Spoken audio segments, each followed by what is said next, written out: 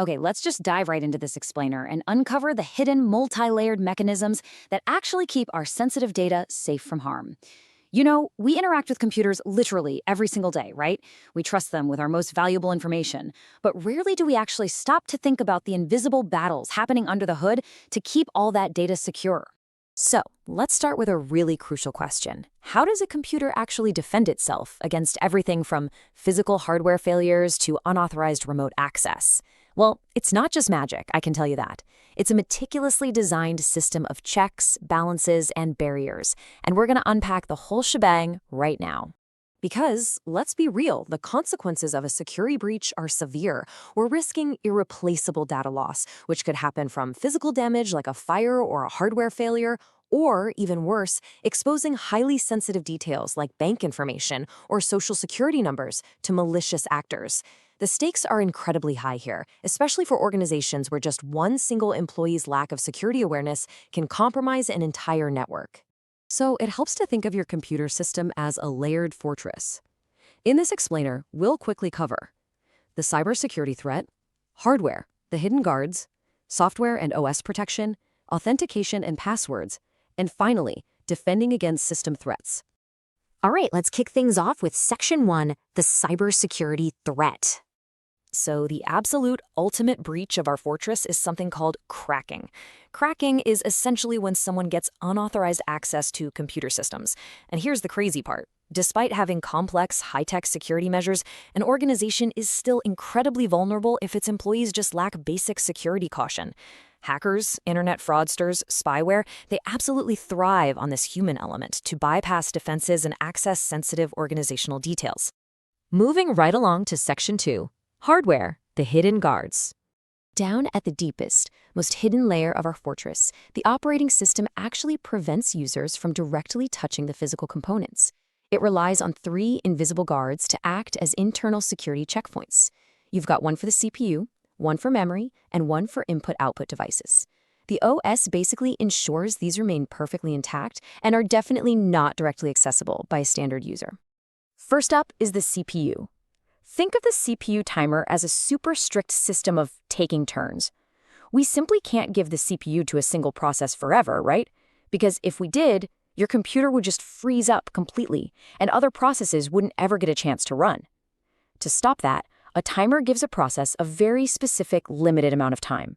Once that timer is up, boom, a signal is sent, forcing that process to leave the CPU.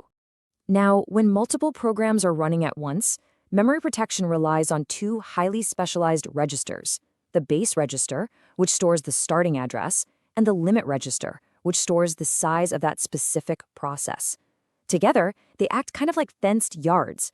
When a process tries to access memory, the system checks these registers to make sure it isn't, hopping the fence into another program's private space. And our third hidden guard is input/output protection. We can easily compare these instruction execution modes to general admission versus VIP all access. So in user mode, applications have limited access. They just cannot touch hardware directly. If they want VIP access, let's say to read or write a file, they absolutely must use a system call to enter kernel mode.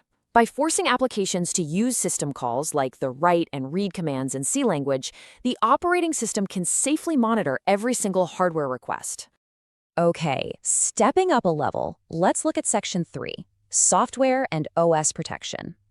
So, if the hardware is the foundation, the operating system represents the high walls and the active security guards patrolling our fortress. Its main goal is ensuring integrity, confidentiality, and availability. To stop an unauthorized user from wreaking absolute havoc, the OS relies on preventative controls, things like performing regular patch updates, keeping antivirus engines sharp, scrutinizing network traffic through firewalls, and managing user accounts so people only have the exact privileges they actually need. Next up, Section 4, authentication and passwords. Now we're standing right at the front door checkpoints of our fortress.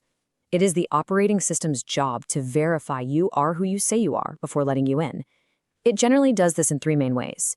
You can use what you know, like a registered username and password. You can use what you have, like a physical punch card or a generated key. Or you can use who you are, using physical attributes like a fingerprint, an eye retina pattern, or a signature via a designated input device. But look, sometimes standard authentication just isn't enough. That's where one-time passwords, or OTPs, come in. They provide an incredible additional layer of login security because, as the name obviously implies, once they're used, they can literally never be used again. These are implemented in a few clever ways, matching random numbers to alphabets on a provided card, using a separate hardware device to generate a secret key that's mapped to your user ID, or having a network password sent directly to your mobile phone or email right before you log in. Finally, let's wrap up with Section 5, Defending Against System Threats. Now we actually have to focus on the active threats trying to breach our walls right this second. It's really important to contrast the types of attacks we face here. Program threats happen when a user program is manipulated. So for example, a Trojan horse secretly installed on your computer that stores and sends your user credentials to a hacker over the network. System threats, on the other hand, are much broader. Things like worms or port scanning, which misuse system services and network connections to create an entire environment where your operating system resources are just completely compromised, often launching even more program attacks. To bridge the gap between these abstract computer science concepts and everyday actions we can actually take, we absolutely must recognize that software patching is a crucial defense. Updating obsolete applications and consistently updating your operating system is arguably the most vital software prevention practice you can do to arm your fortress against these active threats. It's a real game changer. Actually doing it is super straightforward on Windows. You just open Windows Update from the Start menu, click Check for Updates, review the important messages, select the checkboxes, and click Install. But listen to me carefully on this next part. During this process, you must never shut your computer off or let the battery run out. Doing so while the OS is patching its core files can cause severe corruption. And honestly, that often can only be fixed by completely wiping your machine clean. Nobody wants that. Ultimately, our core mission really comes down to this exact quote from the source material. The objective of system security is the protection of information and property from theft, corruption, and other types of damage, while allowing the information and property to remain accessible and productive. That perfectly ties together the invisible hardware guards, the software walls of the OS, and the human elements of our digital fortress. I want to leave you with this really provocative question drawn directly from our source material. Is it possible to implement a one-time password on your primary system logon security? Think about what that would actually require from your hardware and your everyday routine. It's a fascinating thought experiment, right?